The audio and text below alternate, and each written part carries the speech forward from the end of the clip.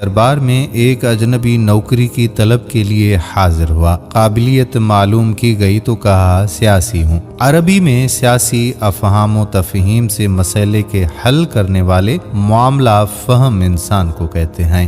بادشاہ کے پاس سیاست دانوں کی بھرمار تھی۔ اسے خاص گھوڑوں کے استنبل کا انچارج بنا لیا گیا جو حال ہی میں فوت ہو چکا تھا۔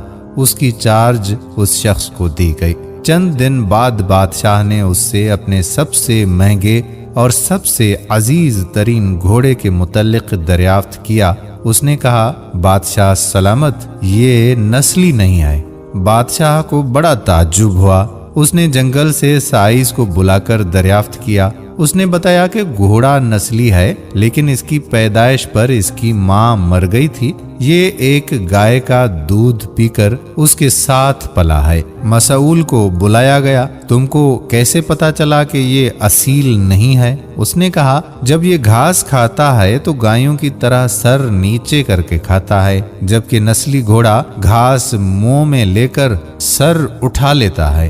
بادشاہ اس کی فراست سے بہت زیادہ متاثر ہوا۔ مسئول کے گھر اناج، گھی، بھنے دمبے اور پرندوں کا اعلیٰ گوشت بطور انعام بھجوا دیا۔ اس کے ساتھ ساتھ اسے ملکہ کے محل میں تعینات کر دیا گیا۔ چند دنوں کے بعد بادشاہ نے مصاحب سے بیگم کے بارے میں رائے مانگی۔ اس نے کہا کہ بادشاہ سلامت، طور و اعتبار تو ملکہ جیسے ہیں لیکن شہزادی نہیں ہے۔ بادشاہ کے پیروں تلے سے زمین ہی نکل گئی۔ حواس بحال کیے اور اپنی ساس کو بلاوا بھیج دیا۔ معاملہ اس کے گوش گزار کیا گیا۔ اس نے کہا کہ بادشاہ سلامت، حقیقت یہ ہے کہ تمہارے باپ نے میرے خاوند سے ہماری بیٹی کی پیدائش پر ہی رشتہ مانگ لیا تھا، لیکن ہماری بیٹی 6 ماہ میں ہی فوت ہو گئی تھی۔ چنانچہ ہم نے تمہاری بادشاہت سے قریبی تعلق قائم کرنے کے لیے کسی کی بچی کو اپنی بیٹی بنا لیا۔ بادشاہ نے مصاحب سے دریافت کیا کہ تم کو یہ آخر معلوم کیسے ہوا؟ اس نے کہا کہ اس کا خادموں کے ساتھ سلوک جاہلوں سے بدتر ہے۔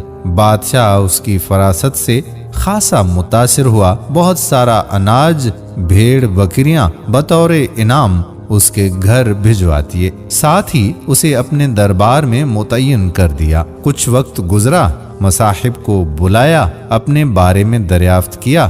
مصاحب نے کہا جان کی امان چاہتا ہوں۔ بادشاہ نے وعدہ کیا تو اس نے کہا نہ تو تم بادشاہ زادے ہو، نہ تمہارا چلن بادشاہوں والا ہے۔